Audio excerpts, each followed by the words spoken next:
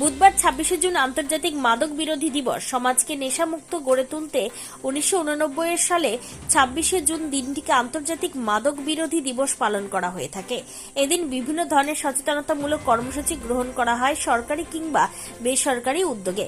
এদিন উত্তর দিনাজপুর জেলার রায়গঞ্জ পুলিশ জেলার উদ্যোগে এবং কালিয়াগঞ্জ থানার উদ্যোগে আন্তর্জাতিক মাদক বিরোধী দিবস পালন করা হয় একটি সচেতনতামূলক র্যালির মধ্য দিয়ে। এদিন থানা প্রাঙ্গণ থেকে সচেতনতামূলক র্যালিটি কালিয়াগঞ্জ থানা পরিক্রমা করে।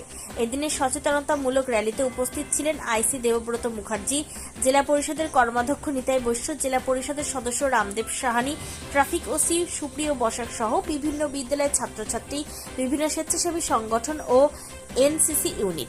আজকে আমাদের কালিয়াগঞ্জ পুলিশ প্রশাসনের পক্ষ থেকে জেলা পুলিশের নির্দেশ মতো আজকে যে বিশ্ব মাদক প্রতিরোধ দিবস, সেই দিবসের কর্মসূচি হিসাবে একটা র্যালি ছিল। সেই র্যালিতে আমরা অংশগ্রহণ করেছিলাম এবং এই র্যালির মধ্য দিয়ে আমাদের যুব সমাজ, আমাদের কালিয়াগঞ্জের যে বিভিন্ন স্তরের মানুষজন আছে তাদের কাছে একটা বার্তা দেওয়া যে আসুন সবাই মিলে আমরা সুন্দর নেশামুক্ত, ড্রাগ মুক্ত একটা সমাজ গঠন করি এবং আমাদের সুন্দর পৃথিবী আমাদের আগামী প্রজন্মকে উপহার দিই।